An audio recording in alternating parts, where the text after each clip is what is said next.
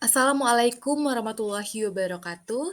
Halo, perkenalkan nama saya Atalia Melani Salfitri dengan NIM 20050404113. Saya merupakan mahasiswa Ilmu Hukum angkatan 2020, Fakultas Ilmu Sosial dan Ilmu Politik Universitas Maritim Raja Ali Haji. Baiklah, pada kesempatan kali ini saya akan membahas mengenai perjanjian kerja laut. Untuk itu, langsung saja kepada pembahasan. Yang pertama, dasar hukum dari perjanjian kerja laut ini. Dasar hukum dibuatnya perjanjian kerja laut atau yang biasanya kita sebut PKL pada prinsipnya mengacu pada buku kedua bab 4 KUHD tentang perjanjian kerja laut, khususnya bagian pertama tentang perjanjian kerja laut pada umumnya. Ketentuan PKL dalam KUHD tersebut juga mengatur hal-hal bersifat khusus, misalnya isi atau substansi PKL yang lebih luas dan pembuatan PKL harus di hadapan Syah Bandar. Ini dijelaskan dalam pasal 400 dan pasal 401 KUHD, Jungto pasal 18 Peraturan Pemerintah Nomor 7 Tahun 2000. Selain pada KUHD, PKL juga tunduk pada bab ketujuh tentang perjanjian untuk melakukan pekerjaan dari buku ketiga tentang pengikatan KUH Perdata sepanjang tidak diatur khusus dengan tegas di dalam KUHD. Untuk selanjutnya, definisi dari perjanjian kerja laut ini, yang pertama jika melihat dalam Peraturan Pemerintah Nomor 7 Tahun 2000, perjanjian kerja laut adalah perjanjian kerja perseorangan yang ditandatangani oleh pelaut Indonesia dengan pengusaha angkutan di perairan. Sedangkan dalam PP nomor 22 tahun 2022, perjanjian kerja laut yang selanjutnya disingkat PKL adalah perjanjian kerja perseorangan yang dibuat dan ditandatangani antara awak kapal dengan pihak yang bertindak untuk dan atas nama pemberi kerja atau prinsipal yang memuat hak dan kewajiban para pihak dan disahkan oleh Syah Bandar. Nah, jadi tentunya ada tujuan dari dibuatnya perjanjian kerja laut ini. Di antaranya yang pertama, untuk mengetahui jabatan pelaut di atas kapal. Yang kedua, untuk mengetahui besarnya gaji pelaut yang akan diterima. Yang ketiga, sebagai bahan pengaduan jika terjadi tersengketa.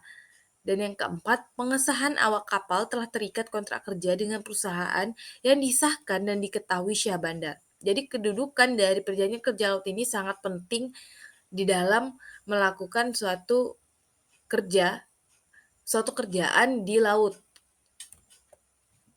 Nah, jadi ada jenis perjanjian kerja laut, yang mana di dalam KUHD pasal 398, perjanjian kerja laut dapat diadakan untuk waktu tertentu, untuk satu perjalanan atau lebih, untuk waktu yang tidak tertentu, atau sampai pemutusan perjanjian.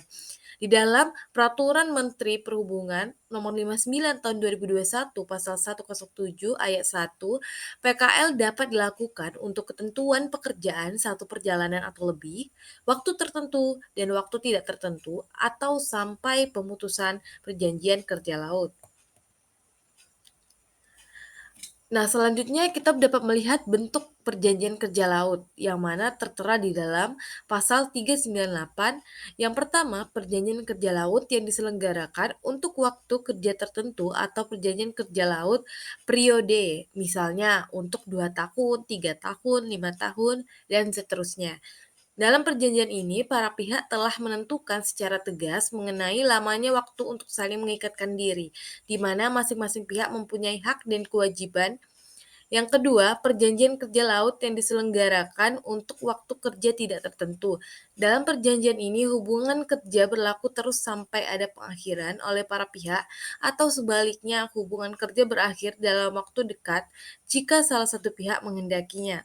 Yang ketiga, perjanjian kerja laut yang diselenggarakan untuk satu atau beberapa perjalanan adalah perjanjian kerja laut yang diselenggarakan berdasarkan pelayaran yang diadakan pengusahaan pelayaran dari suatu pelabuhan ke pelabuhan lain.